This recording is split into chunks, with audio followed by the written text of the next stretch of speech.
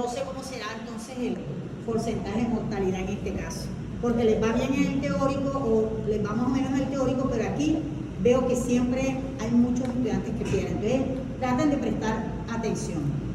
¿Cómo les voy a explicar esta clase? Les voy a mostrar las imágenes, yo les voy a ir explicando la imagen. Todas las imágenes son sacadas del Clinical Key. Son imágenes del Atlas de Patología, del Atlas de Anatomía Patológica de Robbins, ¿sí? Del Atlas de Imagen Macro y Microscópica de Robbins. Entonces, yo les voy a ir mostrando las imágenes y voy a irles enunciando algunas preguntas que puedo hacer. Por supuesto, no las voy a decir todas porque después me quedo sin preguntas para el examen. ¿Sí me hago entender? Para que ustedes sepan cómo es la modalidad de las preguntas.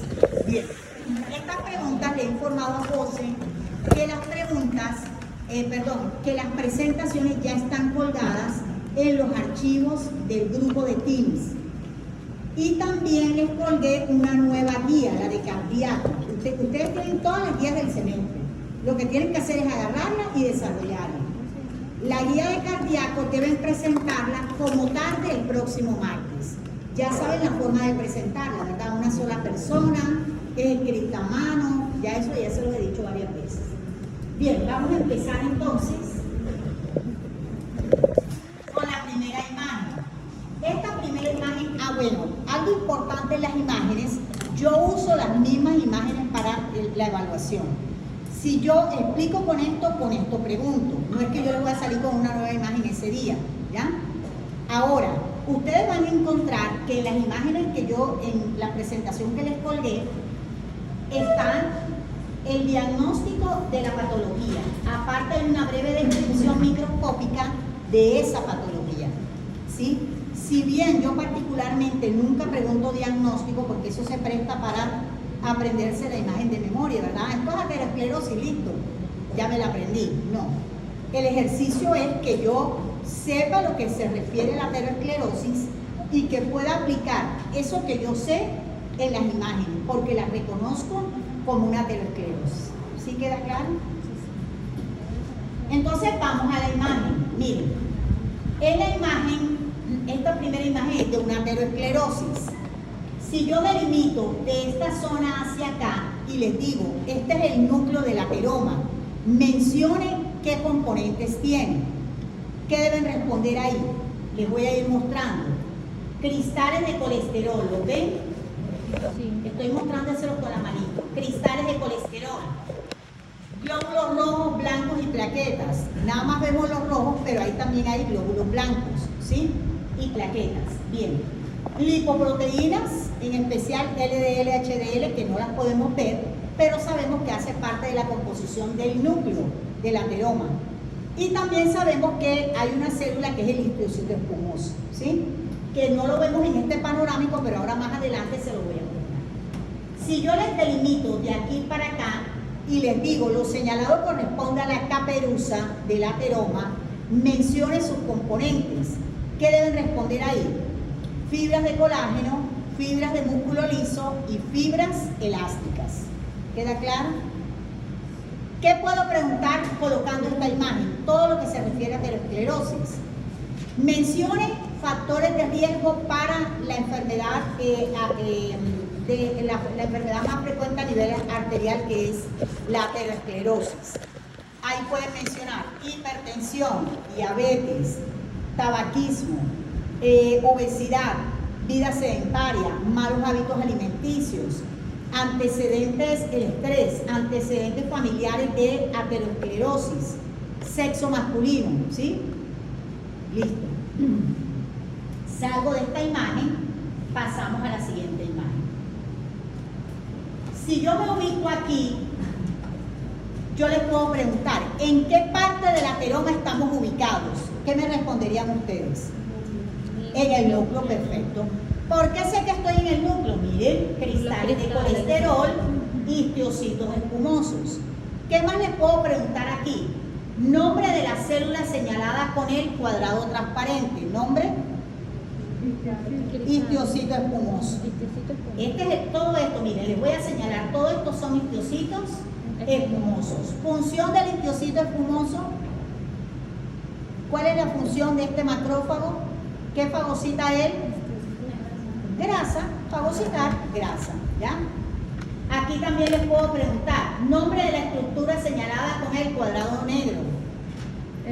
Cristal de colesterol.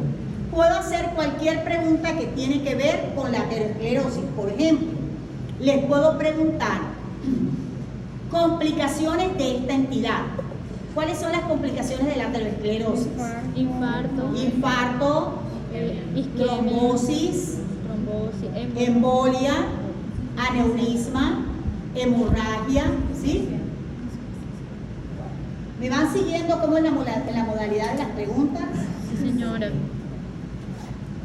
Siguiente, esto es una fotografía normal de un vaso arterial, por ende nunca lo voy a preguntar porque esto no es una clase de histología. Se supone que si estamos aquí ya debemos saber histología. Esto no lo pregunto. Volvemos a qué parte del ateroma. ¿Esto es la caperuza o es el núcleo? La caperuza. Esto es núcleo. Miren, cristales de colesterol y miren, donde voy a colocar la manito son histiocitos espumosos. Miren la cantidad de histiocitos espumosos. Ustedes me dirán, a algunos no le vemos el núcleo, ¿sí? Eso depende de cómo quedó orientado el tejido. Pero la gran mayoría tiene un núcleo pignótico. ¿Qué quiere decir núcleo pignótico? Cuando oigan esa descripción de núcleo pignótico, quiere decir un núcleo pequeño, redondo e hipercromático. Es decir, es oscuro, ¿ya? Eso quiere decir un núcleo pignótico. Y miren que el citoplasma le hace honor al nombre del histiocito. Es espumoso vaporado, porque recuerden que él se come la grasa y la incluye dentro de su citoplasma. ¿Sí queda claro? ¿Qué más elementos hay aquí? Glóbulos rojos, glóbulos blancos, también hay plaquetas y lipoproteínas que no podemos ver, pero están ahí presentes, ¿sí? Aquí también les puedo decir, menciona en forma breve la hipótesis a través de la cual se justifica la producción de la aterosclerosis. ¿Qué dice la hipótesis? Que todo parte de ¿qué? De una lesión endotelial. Todo parte de una lesión endotelial. También les puedo preguntar, ¿esta entidad causa estenosis de la luz? Sí. Sí, muy bien. ¿Cuál es el calibre del vaso afectado? Gran calibre.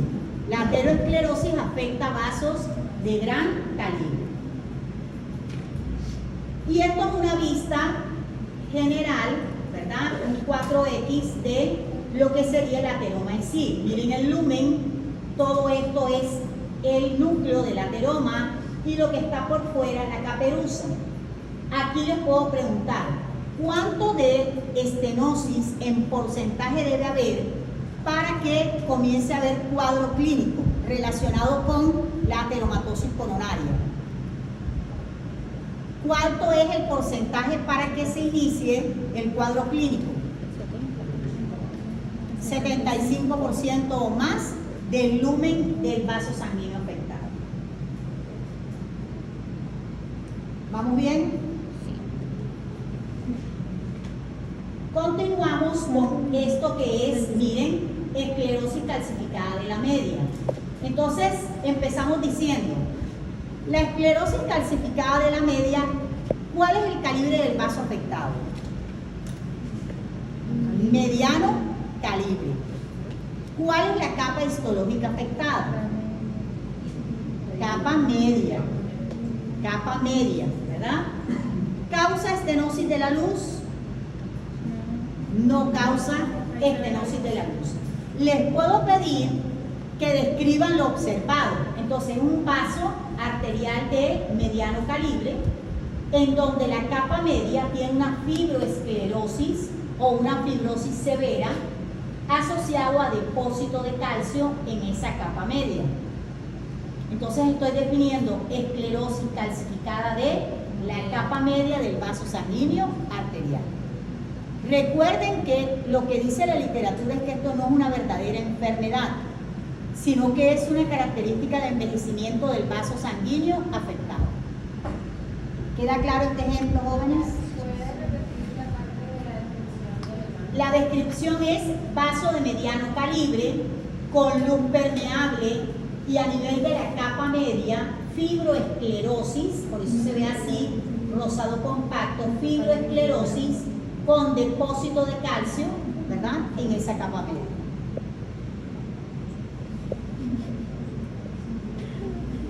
Listo, termino esa presentación y ya la tienen colgada en el grupo de Teams.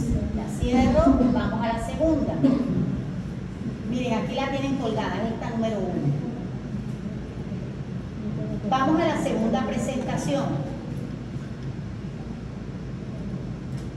Ok, entonces vamos para los ejemplos de arterioloesclerosis hialina.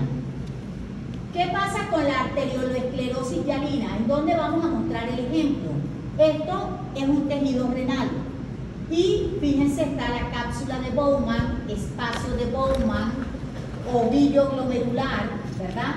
Y nos vamos a centrar específicamente en la arteriola. Recuerden que el glomérulo tiene una arteriola aferente y eferente. Ahí es donde nos vamos a situar. Porque recuerden que ¿cuál es el calibre del vaso afectado en la arterioloesclerosis? ¿Gran, mediano o pequeño calibre? Pequeño. Pequeño calibre. ¿Qué capa histológica se afecta? La capa media. ¿Esta patología causa estenosis de la luz? Sí causa estenosis. Recuerden que la única que no causa estenosis es la esclerosis calcificada de la media.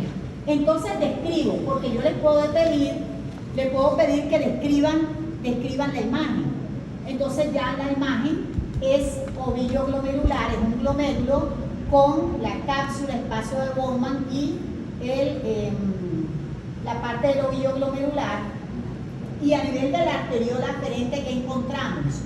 Si nos situamos en la capa media, un engrosamiento de la capa media con respecto al grosor normal de la misma, estenosis de la luz, y ese engrosamiento es expensa de un material acidófilo o rosado y es de tipo proteináceo, un material proteináceo amorfo, no tiene forma definida.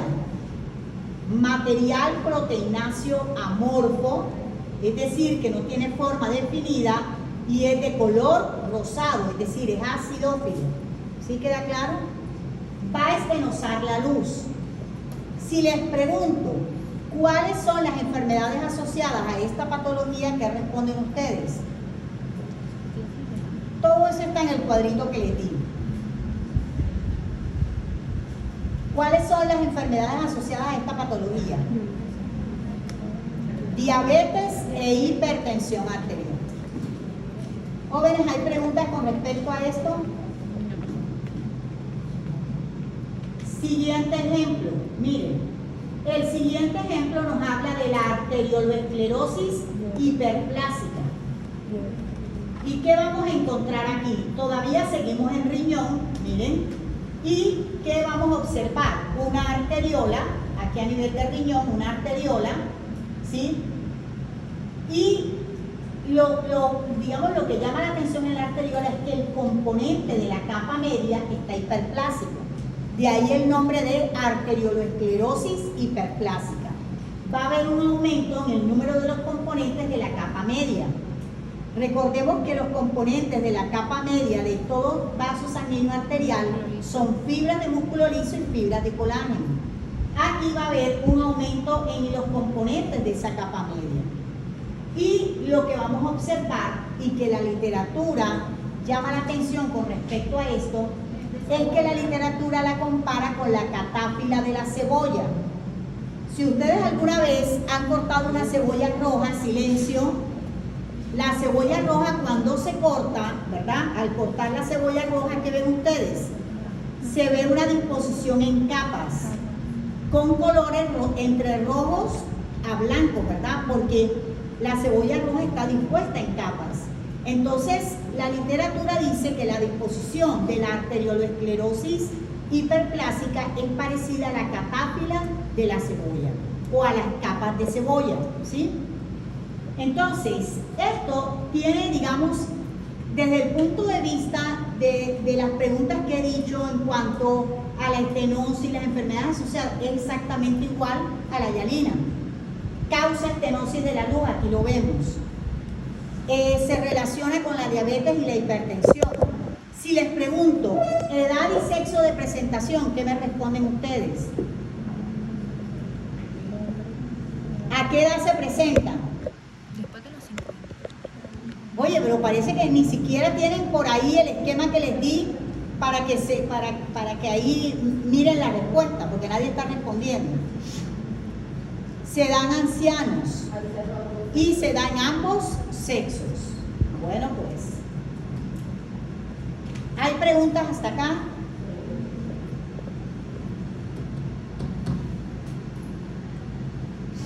Bien. Continuamos con la disección aórtica. Con respecto a la disección aórtica, vamos a situarnos aquí. Antes de explicarlo, quiero preguntarles, si esta imagen pertenece a una disección aórtica, yo les preguntaría, ¿cuáles son los dos antecedentes personales que debo tener en cuenta para pensar en una disección aórtica?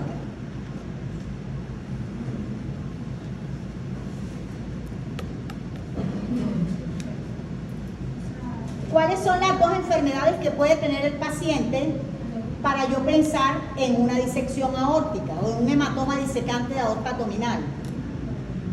Hipertensión y síndrome de Marfan. Hipertensión y síndrome de Marfan, ¿verdad? Si les pregunto clínica de la patología observada, ¿qué me responden ustedes? Si les estoy preguntando por la clínica de esta patología.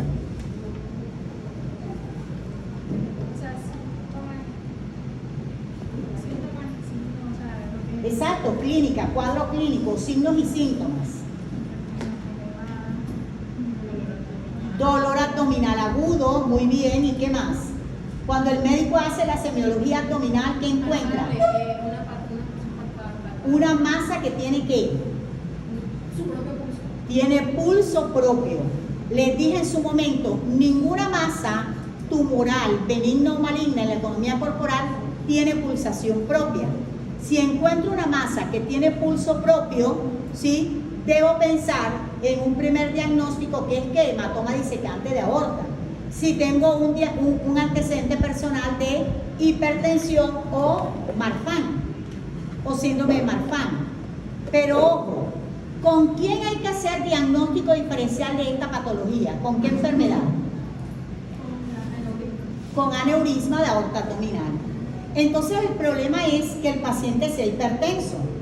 Si el paciente es hipertenso, tendremos una disyuntiva. ¿Será un hematoma disecante o será un aneurisma? ¿Qué método imaginológico utilizaría usted para hacer el diagnóstico diferencial? Una tomografía, una ecografía, ¿verdad? Para hacer el diagnóstico diferencial. Porque si el paciente es hipertenso, recuerden que el hipertenso puede desarrollar aterosclerosis y la aterosclerosis como complicación me lleva ¿a qué? A un aneurisma.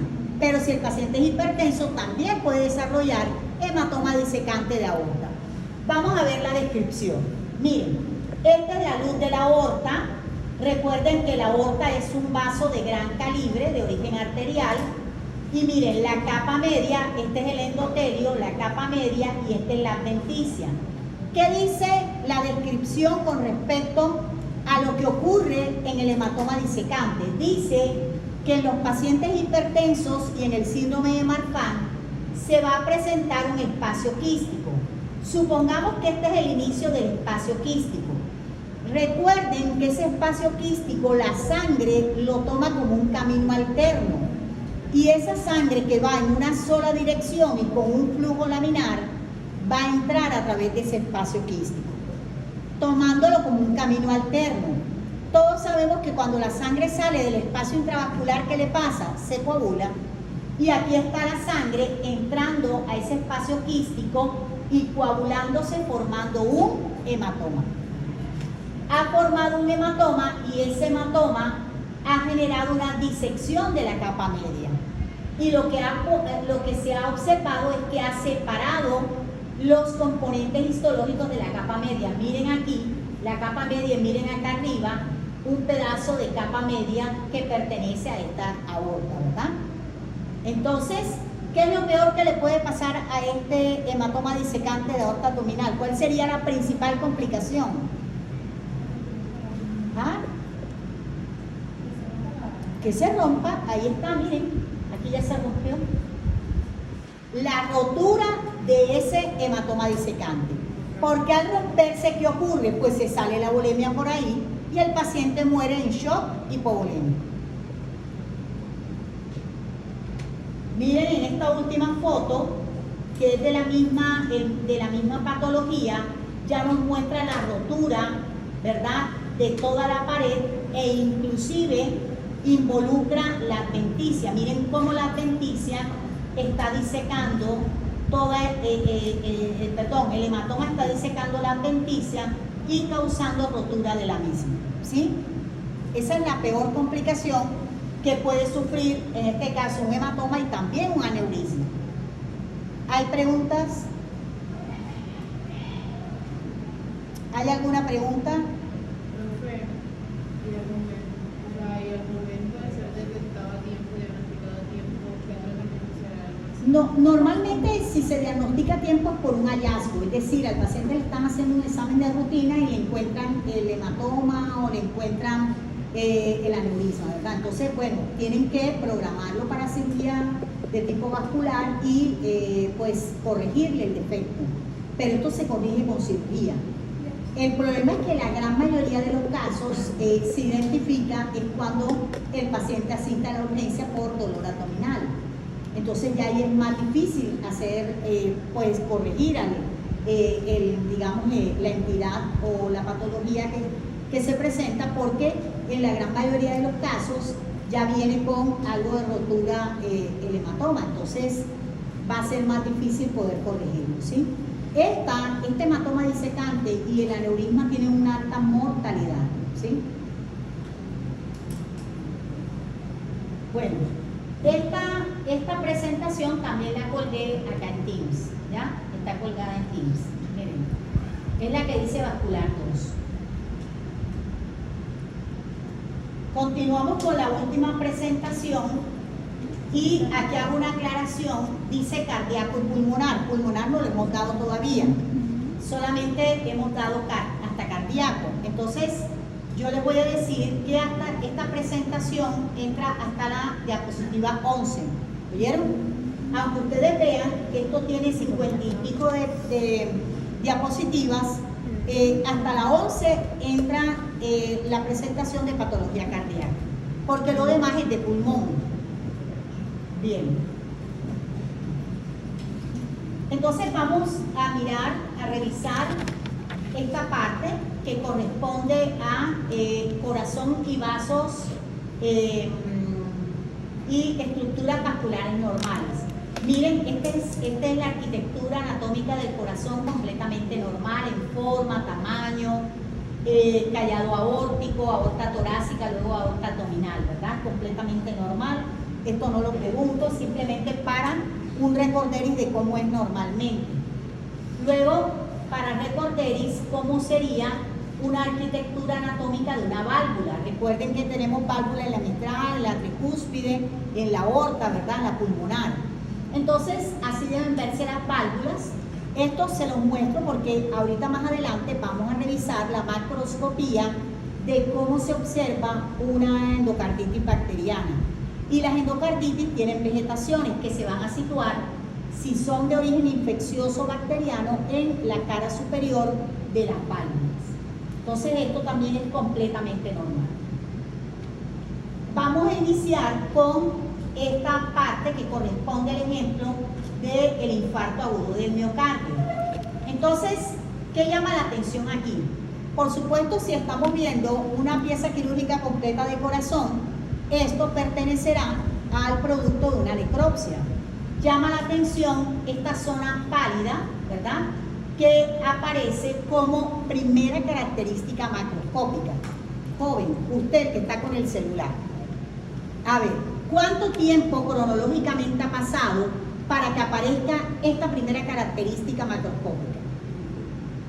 Posinfarto. Esa es una pregunta del examen. Está en el examen, responda ahí en la pregunta.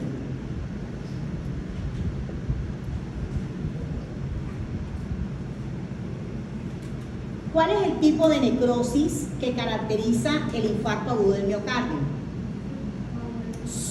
Estoy preguntándole a él. ¿Cómo se llama la necrosis? ¿Cómo? Necrosis coagulativa. ¿Se da secundario a qué? La necrosis coagulativa.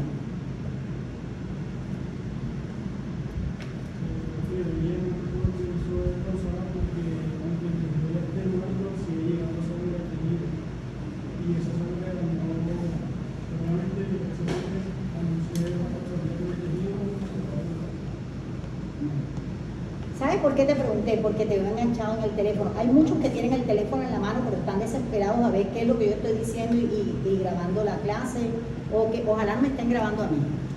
La No clase. se ve la diapositiva. Bueno, miren, yo les voy a decir una cosa. La responsabilidad de la formación de cada uno como médico es de cada persona. Es de cada uno. Yo antes me desesperaba y regañaba y no sé qué, ya no. Y les digo, les voy a decir por qué era mi desespero, pero ya yo dije que yo no soy Superman, ni soy la Mujer Maravilla, ni soy, ¿cómo que se llama? La monja esta que murió también, que era súper... La madre Teresa de Calcuta. Pero te voy a decir cuál era el miedo que a mí me decía, pero es que yo estoy ayudando a formar médicos y esos médicos son los que me van a atender a mí. Y les digo una cosa, que yo he estado bien enferma, es decir, yo los últimos años me fracturé el pie, hice un majority waist, es decir, yo he hecho lo que ustedes menos se imaginan.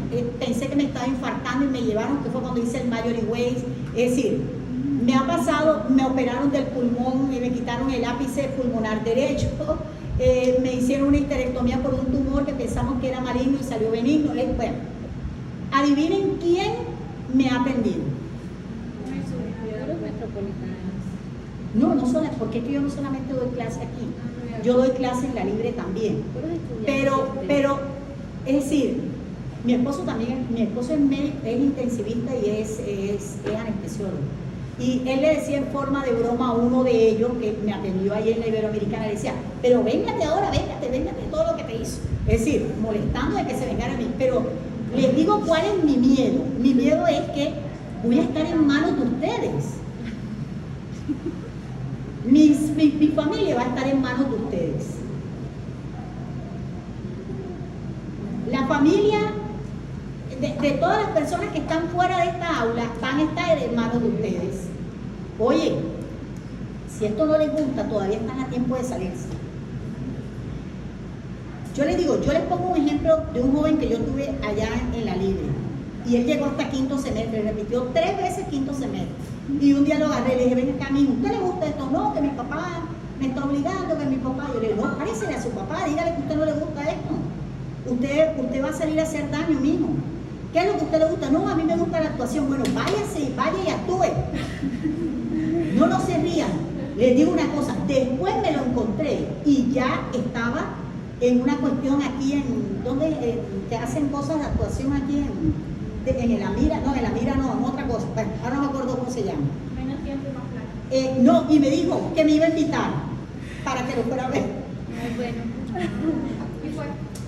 No, pero lo que les quiero decir es que yo lo aplaudo porque tomó la decisión que tenía que tomar.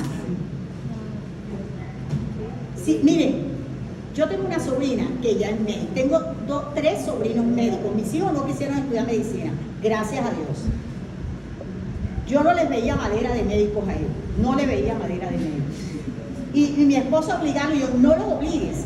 Yo estoy cansada de ver estudiantes que están obligados a estudiar medicina. No los obligues. La una está estudiando Derecho y el otro ya es ingeniero industrial. Listo, eso fue lo que Dios me mandó. Pero tengo sobrinos médicos. Tengo la mayor de todas, excelente médico. Los otros 2 acaban de medio graduarse. Y hay una que cuando me dijo, quiero estudiar medicina, le dije, ¿estás dispuesta a renunciar de tu vida? porque le gustaba la pachanga, le gustaba. ¿Estás dispuesta? No, sí, no te vas a llenar de plata. No, sí, bueno.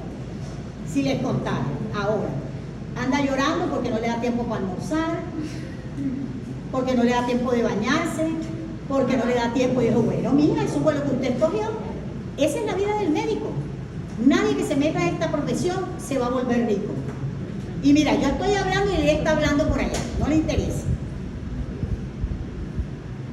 Jóvenes, el que no le guste, devuélvase. Eso nadie lo va a criticar, pero le va a hacer un bien a la sociedad si a usted no le gusta esto. Si a usted no le gusta esto, devuélvase. No va a tener tiempo para ir a bailar, para parrandear, para tomar, para hacer todo lo que hace una persona que le gusta ir a ver a Shakira. No va a poder ir a ver a Shakira. Yo mañana voy a ir a ver a Shakira, pero no porque a mí me gusta, a mí no me gusta Shakira. Bueno, No, voy a irla a ver porque mi hija va y voy a cuidarla, me da miedo que me le pase algo a mi hija. Entonces voy a ir a cuidar a mi hija, pero no porque Shakira me va a cuidar. Sí me gustan las canciones, pero lo que les quiero decir es que la vida del médico no es la vida de un ser humano normal, jóvenes.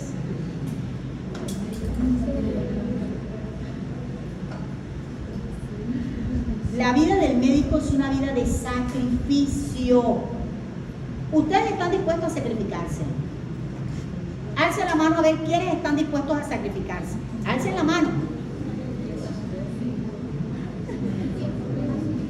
Bueno, el que está dispuesto a sacrificarse, siga en esta carrera. El que no, devuélvase. Devuélvase. Devuélvase, porque le digo una cosa, que cuando usted quiera ir a parrandear o quiera ir a disfrutar, va a estar tan cansado que va a preferir acostarse a dormir. Eso es lo que le va a pasar. ¿Ustedes qué creen de qué disfruto yo hoy día después que termino de dar clases, de ir a 2 laboratorios de patología? Yo no veo la hora que llegue el sábado en la tarde. ¿Y qué es lo que más anhelo el sábado en la tarde? La cama. Eso es lo que más anhelo. Dormir y descansar. Listo. Cerramos eso. Miren, ¿cuánto tiempo cronológicamente ha pasado? De 8 a 12 horas, posinfarto. Les dije, cronológicamente, macroscópicamente, perdón, el primer cambio, ¿cuál es? Una zona pálida. Ahí la tienen. Y microscópicamente, una necrosis coagulativa. La necrosis coagulativa se da secundaria ¿a qué? A evento isquémico. ¿Y quién sufre la isquemia? Las coronarias. ¿Y por qué hacen isquemia las coronarias? Por ateromatosis. ¿Sí ven? ¿Ven cómo está relacionado el sistema vascular y cardíaco? ¿Se acuerdan de la primera clase lo que les dije? Que les dije, les voy a hablar de patología vascular y terminé mostrándoles ¿qué? Un corazón. ¿Sí o no? Bueno. Pero miren este detalle. En la misma imagen aparece una zona roja. ¿Sí la ven? Rodeando la zona pálida. Es la hiperemia causada por El halo hiperémico, muy bien. ¿Y esto cronológicamente cuándo aparece? En las 24 a primeras 72 horas, 3 días. Acuérdense de lo que les dijeron en cuarto semestre. La inflamación aguda no va más allá de 72 horas. ¿Por qué se ve rojo? Porque la inflamación aguda que hay, glóbulo rojo y neutrófilo, ¿sí o no? Y esa es la respuesta secundaria de la pared. A la acción del agente agresor, que es ¿qué? La ateromatosis coronaria. ¿Sí queda claro? Microscópicamente, ¿cómo se ve? Necrosis coagulativa típica.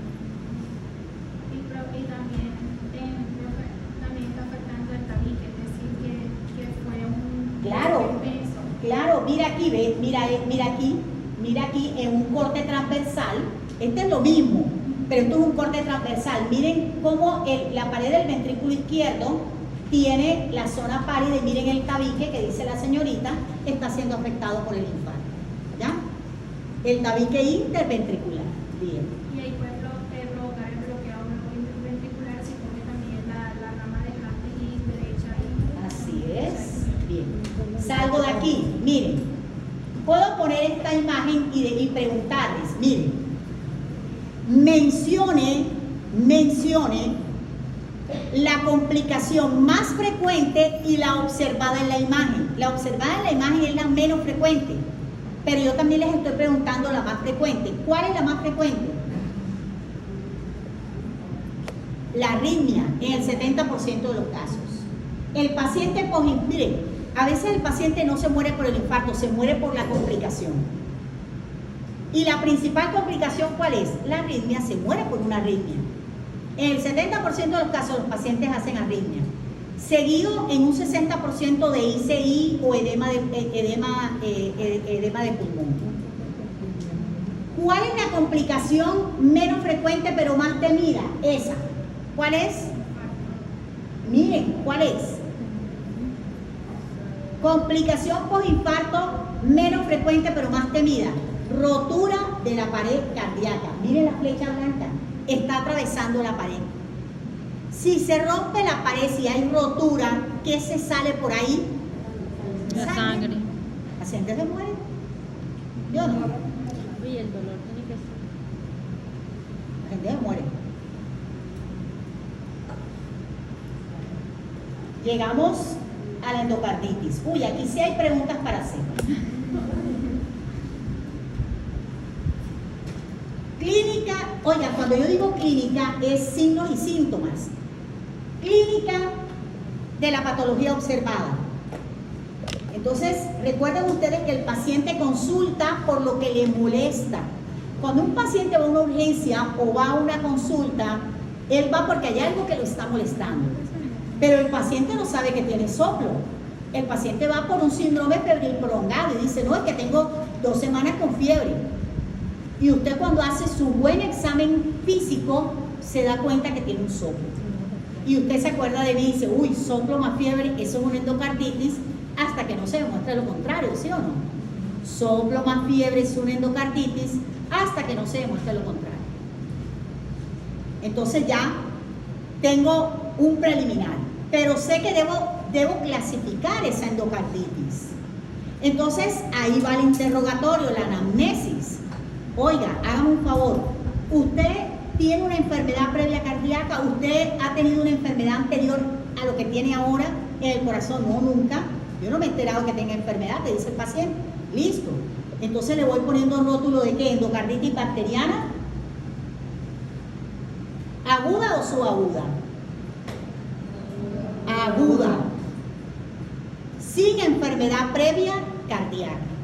Pero si el paciente me dice, sí doctor, imagínense que es que a mí me cambiaron la válvula mitral o la tricúspide y me la cambiaron porque pues no me servía la válvula y me pusieron una válvula artificial. Cuando el paciente me dice así, tiene un antecedente de enfermedad previa valvular. Entonces, ¿dónde lo ubico? En una endocarditis bacteriana subaguda. Listo, ya yo tengo una clínica, ya tengo una clasificación, pero yo tengo que confirmar que mi paciente tiene una endocarditis. ¿Qué método imagenológico utilizo para ver las vegetaciones? Estoy en corazón, quiero ver las vegetaciones. ¿Cómo se llama? Un ecocardiograma. El ecografista me dice, este señor tiene unas vegetaciones en la cara superior de la válvula mitral. Oigan, y las vegetaciones son grandes, friables, se perforan y pueden causar émbolos sépticos. ¿Qué estoy describiendo? ¿Una vegetación aguda o subaguda? Aguda. Las vegetaciones agudas son grandes, friables, que se desarman con facilidad, se perforan y embolizan. Si ellas embolizan y están en corazón, ¿hacia qué órgano van? Hacia los pulmones y hacia el cerebro. ¿Queda claro? Bueno, pero ya listo, ya yo sé que clínicamente es una endocarditis, lo situé en aguda, ya vi la ecografía, están las vegetaciones, pero quiero saber cuál es el agente causal. ¿Qué método diagnóstico utilizo? Un hemocultivo. Me dice, el paciente le reportamos un estafilococo aureus. ¿Me voy hacia la aguda o hacia la subaguda? aguda. ¿De dónde flora normal el estafilococo? El estafilococo. ¿De qué parte del cuerpo? Ustedes están dando microbiología, ¿verdad? Pulmones. Estafilococo. El estafilococo lo conocen, ¿sí o no? Bueno, ¿de dónde flora normal? Ustedes saben que nosotros tenemos microorganismos en el cuerpo, ¿verdad?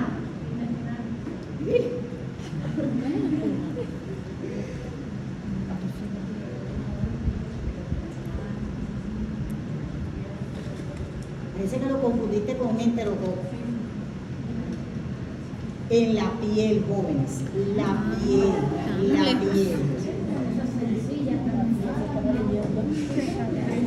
Listo. ¿Tiene estafilococo? Te dicen, oye, pero ese estafilococo, ¿cómo llegó ahí si es de la piel? Por vía intravenosa. Vamos a investigar si el paciente es drogadicto, ¿sí o no? Porque el estafilococo puede llegar a nivel del corazón por vía intravenosa en un paciente drogadicto que comparta jeringas, que reutilice jeringas. De pronto el paciente me va a negar que es drogadicto, pero ustedes saben que el que se inyecta, ¿sí? Frecuentemente tiene señales de cicatrices por punción repetitiva, ¿verdad? Entonces yo voy a poder identificarlo en el examen físico. No, que la gente que se ha aislado un Streptococcus viridans o epidermidis, entonces le pongo rótulo de endocarditis bacteriana subaguda. Se los puedo preguntar al revés. Si lo observado es una endocarditis bacteriana subaguda, ¿cuáles son los agentes causales más frecuentes? Streptococcus viridans y Streptococcus epidermidis. ¿Sí? ¿Cómo son las características de las vegetaciones de la endocarditis bacteriana subaguda? Todo lo contrario de la aguda. Pequeñas, no son friables, no se perforan y no embolizan. No, todo no con respecto a lo que vimos en la aguda.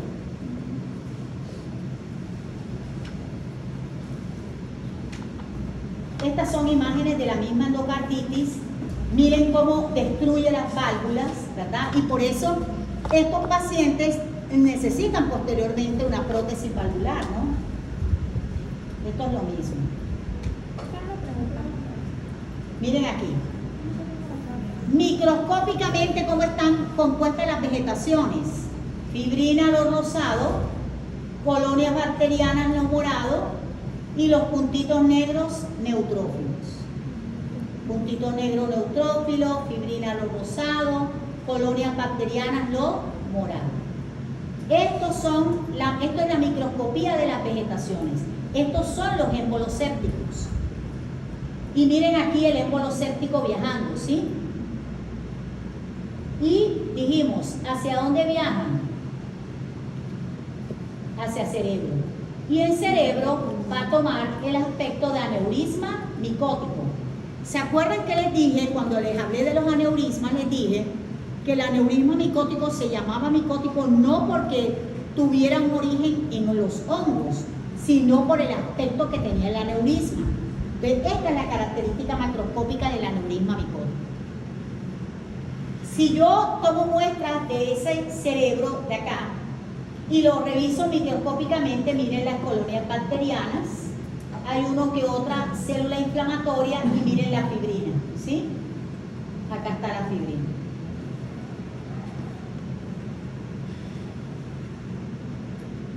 Bueno, ¿preguntas hasta acá?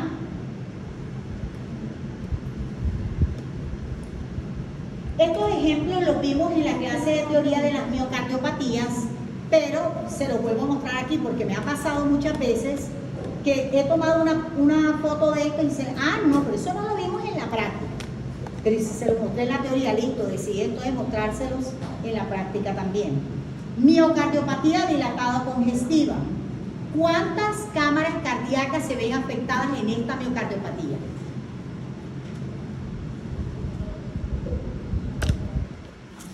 Las 4 cámaras cardíacas, las 2 aurículas y los 2 ventrículos. Causas de esta miocardiopatía. ¿Quién la produce?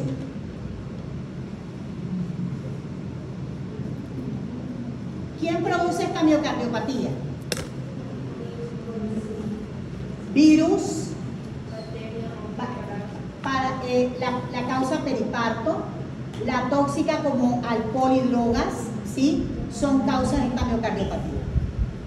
Esta miocardiopatía tiene como característica especial que causa una cardiomegalia. ¿Sí ven qué grande se ve el corazón?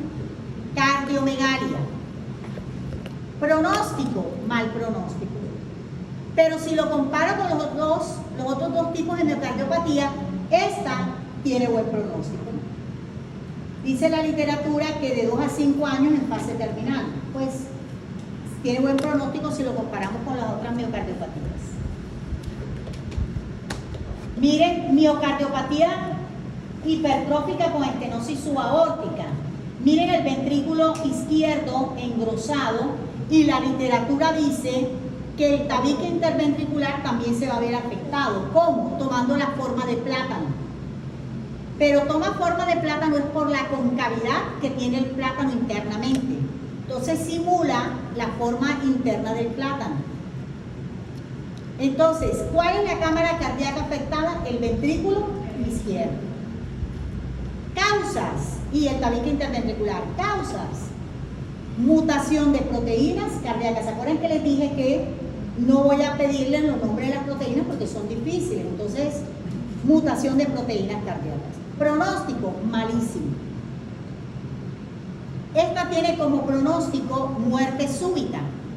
Ustedes saben que la muerte súbita, muerte inesperada, el paciente está bien y puede morir en cualquier momento.